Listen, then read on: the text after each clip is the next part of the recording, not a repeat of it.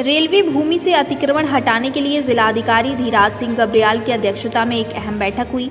इस बैठक में रेलवे अधिकारी मौजूद रहे। डीएम ने अतिक्रमण हटाने के लिए रेलवे अधिकारियों से तिथि निर्धारित करने को कहा है, ताकि अतिक्रमण हटाने के लिए जरूरी चीजों के साथ इस अभियान में शामिल श्रमिकों की समय रहते आवास, शौचालय, पेयजल, विद्युत आदि की व्यवस्था की जा सके। उन्होंने कहा कि प्रशासन शांति व्यवस्था बनाए रखने के प्रयास के साथ अतिक्रमण हटाने से पूर्व क्षेत्र में प्रचार प्रसार भी करवाएगा, ताकि अतिक्रमण शांतिपूर्वक ढंग से हटाया जा सके।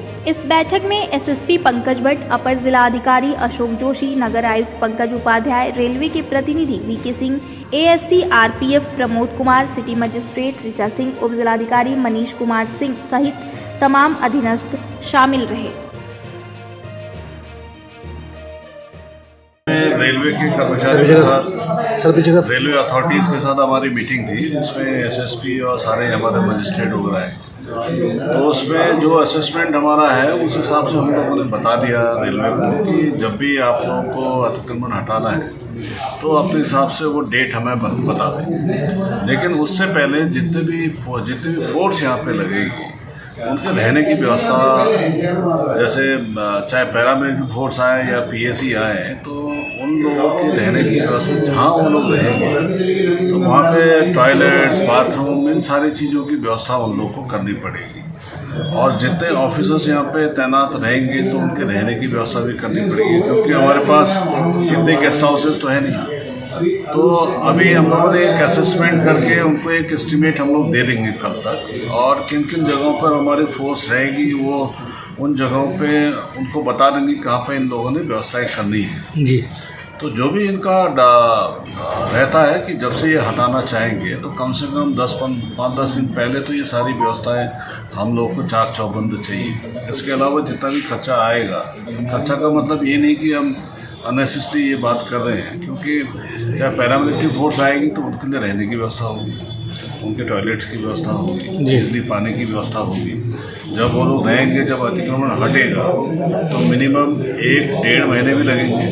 तो ऐसे समय में सारी व्यवस्थाएं जब तक हम लोग उन लोगों को नहीं देंगे तब तक ये अतिक्रमण हटाया जाना भी संभव। सर, कितने पार्ट में होने हैं, कितने फोर्स की डिमांड की है? या देखिए, इसको हम डिस्क्लोज नहीं करेंगे, क्योंकि ये प्लान हम उस हिसाब से ही तय करते हैं जब वो डेट्स देते हैं। अगर हम ही अभी से डिस्क्लोज कर देंगे तो कल के दिन में फिर हम कैसे कह देंगे कि हमारा अभियान कैसे चलेगा।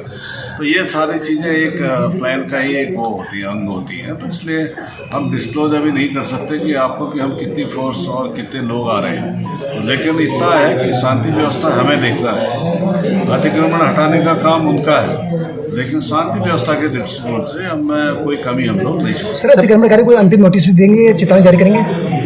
देखिए, अगर कहने के नाम पे अगर आप कहेंगे तो ये है कि जितने भी अतिक्रमणकारी उनकी प्रक्रिया कोर्ट में चल रही है।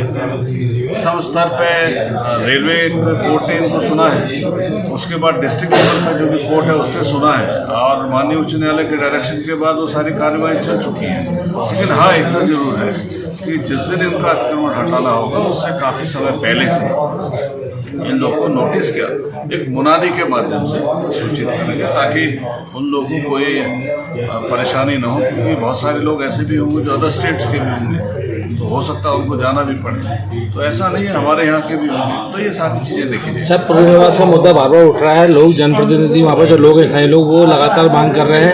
एडीएम साहब से भी कल इस पर बैठक हुई है। इसमें बहुत ज़्यादा मैं कमेंट नहीं करना चाह रहा, क्योंकि पुनर्वास का मुद्दा ये कितनी जल्दी यहाँ सॉल्व नहीं हो सकता, और हमें बहुत सारी चीज़ें भी देख ली हैं। तो हम ये नहीं कह सकते कि हम उनको अभी पुनर्वासित करेंगे। तो पुनर्वासित करने का मतलब ये हुआ कि हजारों लोग, तो ये अभी हमारे स्तर का नहीं है। सरकारी बिल्डिंग भवन है, उसको भी क्या किस तरह से हटाएंगे? तो जो भी अतिक्रमण की जद में रहेगा वो सारी चीज़ें हटेंगी, सरकारी बिल्डिंग हो या कुछ भी।